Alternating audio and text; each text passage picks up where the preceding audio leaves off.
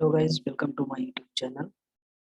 इस particular lecture में हम बात करेंगे क्रोमोसोम के ऊपर बेस्ड जितने सारे क्वेश्चन हैं, लगभग 50 टू 60 क्वेश्चन हैं। इस सीरीज में हम बात करेंगे, लगभग इसमें 2 से 3 लेक्चर जाएंगे। तो ये लेक्चर उन लोगों के लिए इम्पोर्टेंट है जो लोग पीजीटी की तैयारी कर रहे हैं,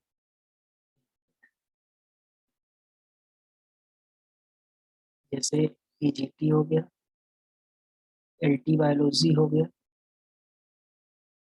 और जीआईसी हो गया,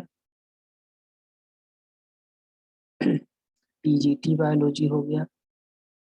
इन सब लोगों के लिए ये लेक्चर बहुत ही यूजफुल होने वाला है।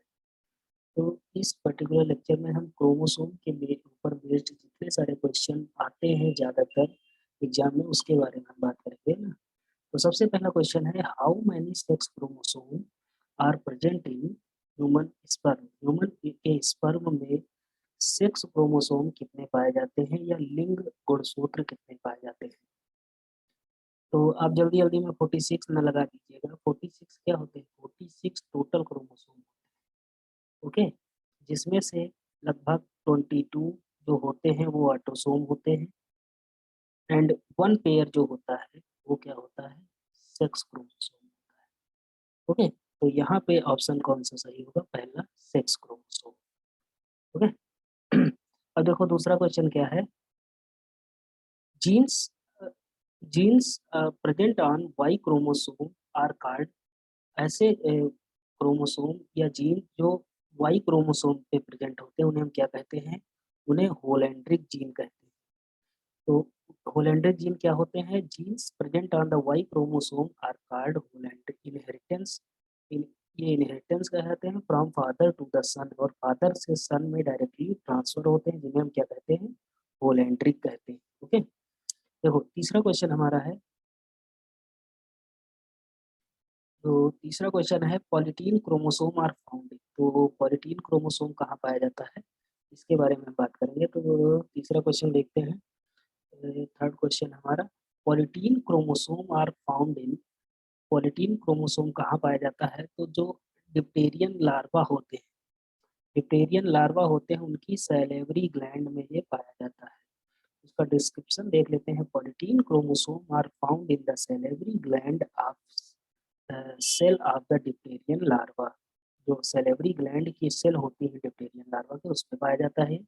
Because it is found in the salivary gland of the cell of the diptera larva. Diptera के जो लार्वा होते हैं उन्हें हम क्या कहते हैं? Polytene chromosome. Lampbrush chromosome are found in the oocyte of the shark. जो शार्क का oocyte होता है उसमें लैम्ब्रुस क्रोमोसोम पाए जाते हैं। And any type of chromosome absent in the pancreatic cell of the lizard. Lampbrush chromosome is the largest chromosome. तो यहाँ पे कई सारे ये जो डिस्क्रिप्शन में दिया है, इसमें एडिशनल भी इंफॉर्मेशन भी होती हैं, जिसमें देखिए इसमें कई सारी इंफॉर्मेशन है। जो लैम्ब्रुस क्रोमोसोम होता है सबसे लार्जेस्ट क्रोमोसोम माना गया है। लैम्ब्रुस क्रोमोसोम कहाँ पाया जाता है? जो ओ साइट होता है सार का, वहाँ पाया जाता है। ओके, अब देखो फोर्थ क्वेश्चन देखेंगे हम। The terminal end of the chromosome is called. जो क्रोमोसोम का टर्मिनल एंड होता है उसे हम क्या कहते हैं? तो उसे हम क्या कहते हैं? Telomere. The terminal end of the chromosome are called telomere. The telomere differs in the structure and composition from the rest of the chromosome. The chromosome, it has unique property of the telocentric chromosome. ठीक, फिर question देखते हैं। How many combinations of the chromosome are possible in gamete formed from the diploid cell having 10 chromosome. अगर किसी cell में किसी gamete में 10 chromosome अगर पाए जा रहे हैं डिप्लॉयड कोशिका में, तो उसमें कितने कितने गमीट बन सकते हैं? तो कितने पॉसिबल गमीट हो सकते हैं? लगभग 10 की पावर 2, या इसे हम 100 कह सकते हैं। ओके, तो यहाँ कितने बनेंगे? 100 गमीट्स बन सकते हैं।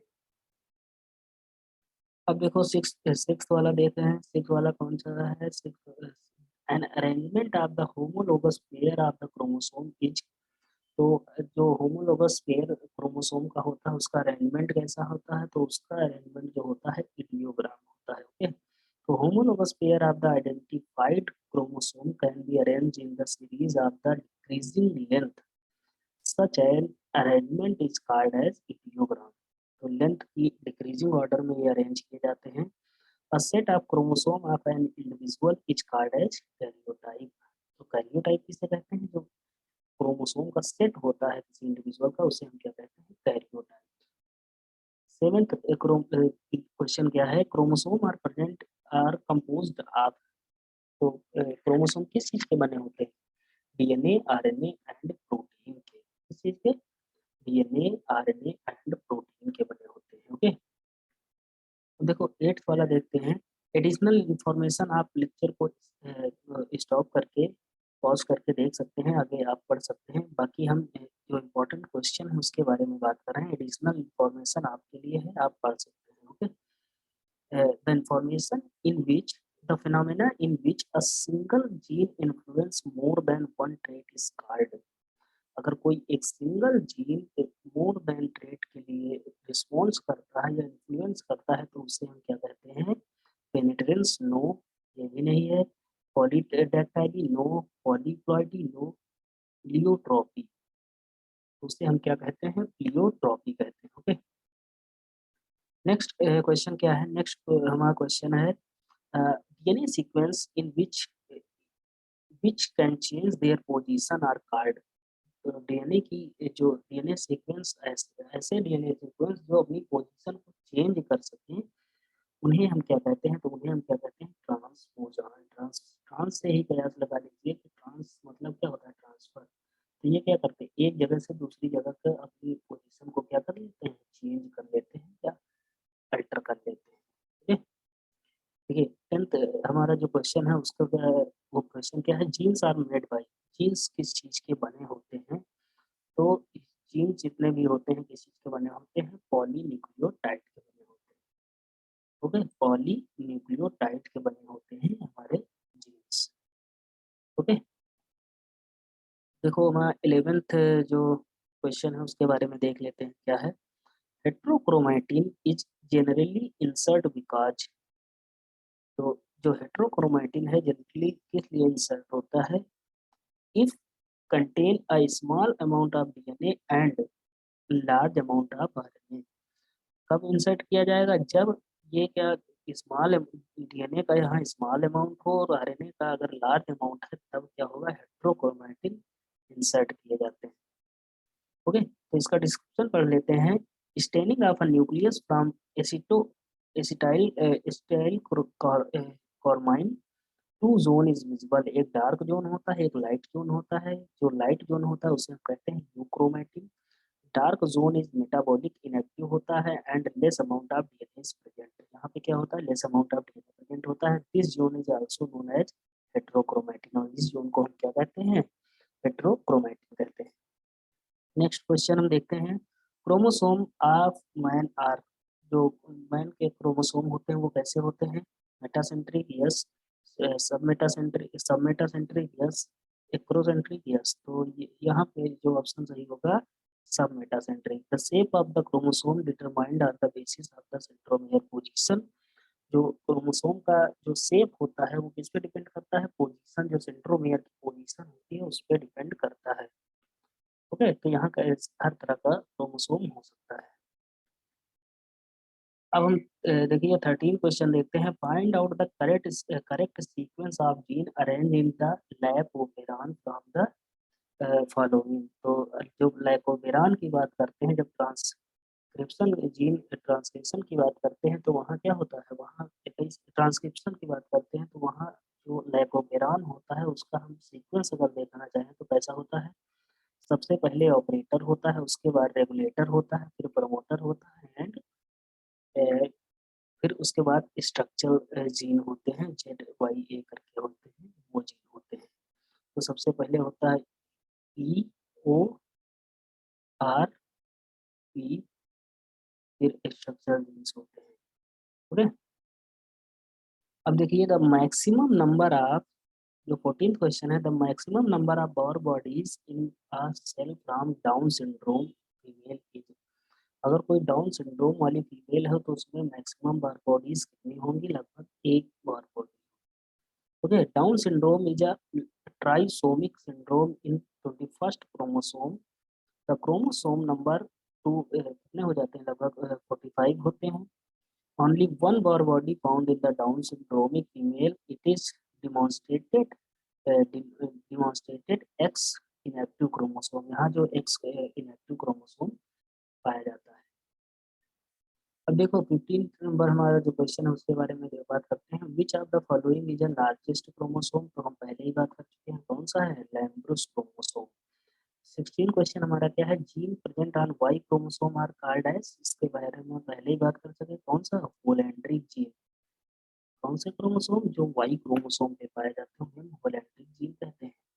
अब देखिए 17 हमारा क्वेश्चन क्या है? The major chemical component of the chromosome are DNA, RNA, histone and non-histone protein. Beside there, one very important inorganic which is यहाँ पे एक बहुत ही बेसिक, बहुत ही इम्पोर्टेंट इनऑर्गेनिक केमिकल है, वो कौन सा है? कैल्शियम भी पाया जाता है।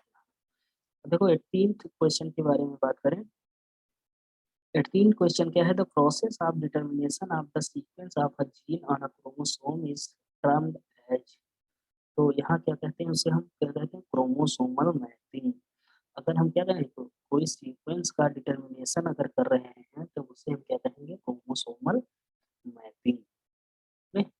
देखो 19th क्वेश्चन हमारा क्या है? क्लाइंट फिल्टर जो सिंड्रोम होता है वो किस वजह से होता है? तो ये क्या होता है? यहाँ पे जो 2x एंड 1y क्रोमोसोम के कारण होता है।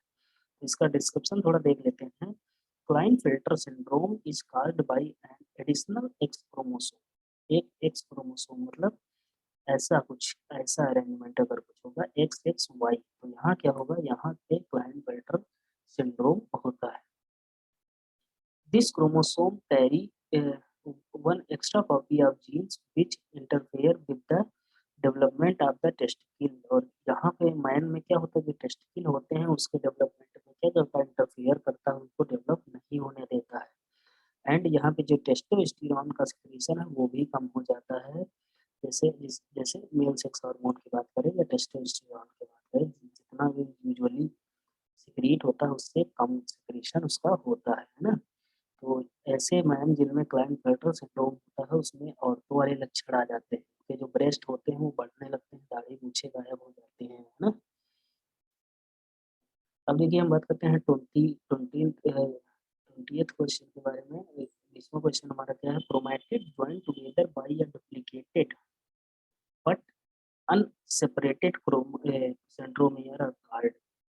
जो क्रोमैटिड्स होते हैं वो एक दूसरे से एक डुप्लीकेटेड पर अनसेपरेटेड सेंट्रोमियर से जुड़े होते हैं, उन्हें हम क्या कहते हैं? अ, इन्हें हम कहते हैं सिस्टर क्रोमैटिड। ये किससे जुड़े होते हैं? सिस्टर क्रोमैटिड से जुड़े होते हैं। ओके, तो इस लेक्चर में हम 20 क्वेश्चन को ही रहने देते हैं। नेक्स्ट लेक्चर में हम आगे के जितने भी क्वेश्चन क्रोमोसोम से पूछे जाते हैं उसके बारे में बात करेंगे। ओके, तो इसकी मैं एक प्लेलिस्ट बना दूंगा, पूरे जितने मतलब L T G S L T biology, PGT biology, TGT biology, GIC के बारे में जितने भी प्रैक्टिस सेट है पूरा मैं एक प्लेलिस्ट बना दूंगा, उसी में पूरे लेक्चर अपलोड होंगे, तो आप लोग वहाँ पे जाके देख सकते हैं।